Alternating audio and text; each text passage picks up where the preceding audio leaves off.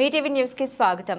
గత 5 సంవత్సరాల నుండి అవుట్ సోర్సింగ్ వారిలోని పారిశుద్ధ్య కార్మికులకు ఇతరికి జీతాలు ఇవ్వక అధికారులు తీవ్ర ఇబ్బందులకు గురి చేస్తున్నారని, దీంతో విసిగిపోయిన పారిశుద్ధ్య కార్మికులు పెట్రోల్ బాటిల్ తీసుకుని వచ్చి అధికారుల ముందు ఆత్మహత్య యత్నానికి పాల్పడ్డారు.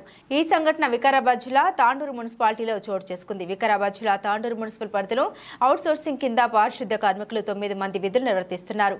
ఇందులో 7 మందికి మున్సిపల్ ఖాతా నుండి వరుసగా జీతం వస్తుండగా ఇతరికి రాకపోవడంతో ఆ ఇద్దరు నర్సింహుల జ్యోతి ఈ రోజు మున్సిపల్ కార్యాలయంలోకి వెళ్లి పెట్రోల్ బాటిల్తో ఆత్మహత్య యత్నానికి ప్రయత్నించి నిరసనకు దిగారు.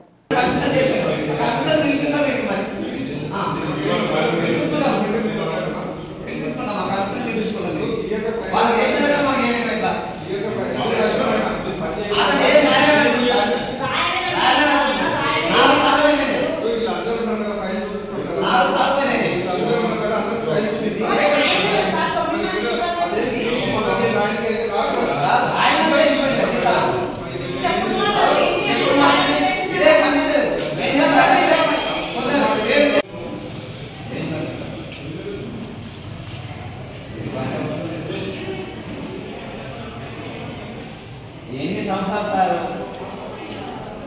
అందరూ అయిపోయినా మా ఇద్దరిని పక్కకెట్టాలి ప్రభుత్వానికి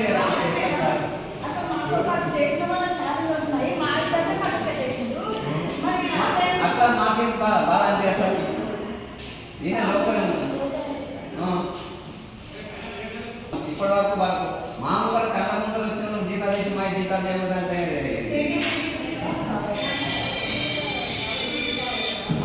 చేయలేరని అంటున్నారు, పని చేస్తలేరని కూడా వస్తావు రాదని ఎందుకంటున్నారు. వాళ్ళకి ఎట్లా వచ్చినా మాకు ఎట్లా రావు. వచ్చినాయి చేసిన చేయలేరంటే మరి ముందు అట్లా మాకు వచ్చినాయి మాకెందుకు రావాలి. మేము మా ఇంటికి వచ్చిన వాళ్ళకి వచ్చినాయి మాకెందుకు రావు.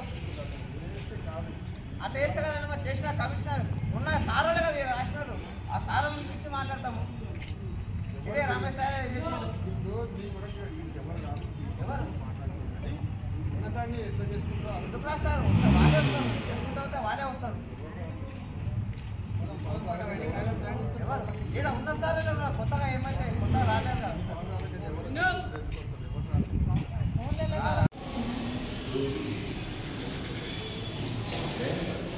ఎందుకు తెచ్చినావు బాటిల్? పెట్రోల్ దిక్కెట్టినాడు. ఎంత తెచ్చినావు బాటిల్? ఏమైంది చెప్పు. బాటిల్ ఎంత సార్ కదా 5 సంవత్సరాల జీతం కంటిన్యూ వర్క్ చేస్తున్నాము. వర్క్ చేస్తుంటే రాంగరంగా 9 మంది జీతాలు చేసిండ్రు.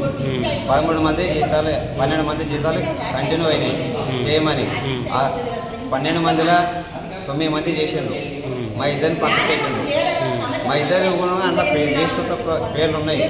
చేయమంటే ఈ సారులు ఇవాళ చేస్తాం, రేపు చేస్తాం, ఇవాళ చేస్తామని మొక్కుతున్నారు. వాళ్ళ కంటిన్యూ జీతాలు అంటే సంవత్సరం అవుతుంది. ఇందాక జీతం వాళ్ళ కంటిన్యూ నడుస్తుంది. కాదు మాకు చేయమంటేనే ఇవాళ చేస్తాం, రేపు చేస్తాం అనుకుంటా 1 year అయిపోతుంది. ఇంతవరకు జీతాలు చేస్తాం. ఈసారి కట్ట ఆ సార్ కట్టమంటారు, ఆ సార్ కట్ట ఈ సార్ కట్టమంటారు. ఎవరు పట్టించుకుంటలేరు. అందుకే పెట్రోల్ తీసుకొని వచ్చినాయి. ఏమంటారు ఇప్పుడు సార్ వాళ్ళు? ఏమంటారు సార్ వాళ్ళు? ఏమంటారు సార్ వాళ్ళు చేస్తామంటారు. ఏ సార్ కట్ట ఆ సార్ అంటాడు, ఆ సార్ కట్ట ఏ సార్ అంటాడు. ఏ సార్ వాళ్ళు ఎవరు ఏమంటలేదు. కమిషనర్ కడితే నాకు పోయిన కమిషనర్ ఉండే సెక్యూరిటీ సార్ ఉండే. ఆ సెక్యూరిటీ సార్ 9 మంది చేసిపోయిండు. మా ఇద్దరు చేస్తామన్నారు. కొన్ని విధాలుగా వేరే వాళ్ళు పని చేస్తారా విధులలో ఇంటికాడ ఉన్నారని చెప్పిండట. అది చెప్పినందుకు వాళ్ళు ఆ కమిషనర్ కూడా వాళ్ళు ఎప్పుడు చేస్తలేరు అట్లని నేను చేయనని ఆ సార్ చెప్పిపోయినా. మాకు 3 సార్లు పోయొచ్చు నాకు కమిషనర్ దగ్గర ఉండగా. ఎన్ని సంవత్సరాలు చేయబట్టి? 5 సంవత్సరాలు అవుతుంది. ఇప్పుడు ఎన్ని నెలలు రావాలి నీకు జీతం? 5 years నుండి రావాలి సార్. 5 years నుంచి. ఎంత ఉంది నీ పే స్కేల్? ఎంత ఉంది నీ జీతం? ఎంత ఉంది పే స్కేల్? జీతం 15 సార్. ఏమైందమ్మా నువ్వు మీ భర్తనా? మీ ఇద్దరు రాలే. మీది ప్రాబ్లమ్? ఎన్ని సంవత్సరాలు మీ డ్యూటీ ఎక్కి ఎన్ని సంవత్సరాలు? ఏమంటారమ్మా? అదే జీతాలు చేస్తామని అంటారు, తిప్పుతున్నారు సార్. ఈరోజు రేపు ఎల్లుండి నెల ఇట్లే తిప్పుతుండ్రు. వాళ్ళు 9 మంది చేసిండ్రు. వాళ్ళు మా ఇద్దరే పక్కకి ఆ 9 మంది లిస్టులో కూడా మేము ఇద్దరు కూడా ఉన్నాము ఆల్రెడీ. మా ఇద్దరు కావాలని కూడా మాది కంటిన్యూ ఉండగా చేయమంటే చేస్తాం, రేపు చేస్తాం అనుకుంటా చేస్తలేరు.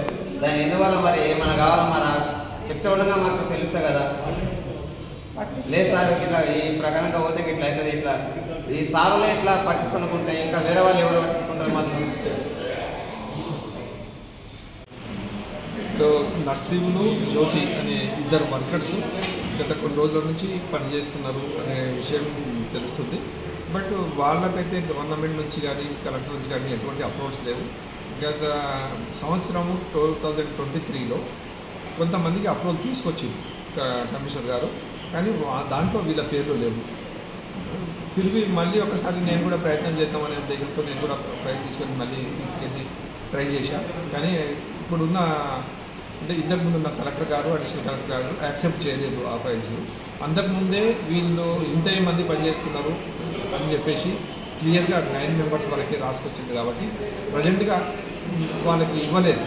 కాబట్టి మనం కూడా గవర్నమెంట్ నుంచి కానీ కలెక్టర్ గారి నుంచి కానీ అప్రూవల్ వచ్చే వరకు నేను కూడా ఛార్జెస్ ఇవ్వలేను. ఆ విషయాన్ని వాళ్ళకు కూడా క్లియర్గా ఎక్స్ప్లెయిన్ చేశాను. మీరు ఏమన్నా ప్రయత్నం చేస్తే కలెక్టర్ గారి దగ్గరికి వెళ్ళి ప్రజావాణిలో ఇంప్లిమెంట్ చేసుకోండి, అప్పుడు కానీ మళ్ళీ కలెక్టర్ గారు పిలిపించి నన్ను అడిగితే నేను మీరు పనిచేస్తున్నట్టు కానీ క్లియర్గా ఎక్స్ప్లెయిన్ చేస్తాను అని చెప్పాను. కానీ వాళ్ళైతే ఇప్పటివరకు వెళ్ళట్లేదు. ప్రస్తుతం కూడా నేను అదే చెప్తున్నా, మళ్ళీ కూడా నేను డైరెక్ట్ తీసుకోవడానికి అయితే నాకు వీల్లేదు. నేను 200 మంది ఉంటే 201 మనిషికి జీతం ఇవ్వడానికి నాకు వీలు కాదు, గవర్నమెంట్ పర్మిషన్ ఇవ్వాలి. కాబట్టి అది వీళ్ళిద్దరికి జీతం ఇవ్వాలంటే కంపల్సరీ మళ్ళీ కలెక్టర్ గారి ద్వారా నేను పర్మిషన్ తెచ్చుకుంటే కానీ జీతం ఇవ్వగలుగుతాను. అందుకే వాళ్ళకు కూడా క్లియర్గా ఎక్స్ప్లెయిన్ చేస్తున్నా.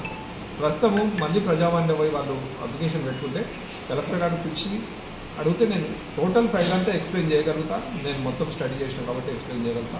అప్రూవల్ ఇస్తే అప్పుడు జీతం ఇవ్వడానికి నేను సిద్ధంగా ఉన్నాను. గత మున్సిపల్ అధికారులపైన వాళ్ళు ఆరోపణలు చేస్తారు, ప్రస్తుతం కూడా వాళ్ళు విధుల్లో ఉన్నారు అంటున్నారు. వాళ్ళపైన మీరు ఎలాంటి చర్యలు తీసుకున్నారు? ప్రస్తుతము వాళ్ళు ఆరోపణలు చేస్తున్నారు నిజమే, కానీ నేను దాన్ని ఆరోపణల కింద తీసుకోలేను, లేదు నిజమని కూడా చెప్పలేను. ఎందుకంటే అది పేపర్ మీద పెట్టిన కాడికే నేను నమ్మగలుగుతా, కానీ ఓవరాల్గా ఏం చెప్పినా కూడా నేను దాన్ని పరిగణలోకి తీసుకోవడానికి రాదు. కాబట్టి ప్రస్తుతం వాళ్ళకు అన్యాయం చేయాలనేది మన ఉద్దేశం కాదు. ఒకవేళ అప్రూవల్ ఇస్తే పాత జీతం కూడా ఇచ్చి కంటిన్యూ చేసుకోవడానికి నాకు ఎటువంటి ఇబ్బంది లేదు.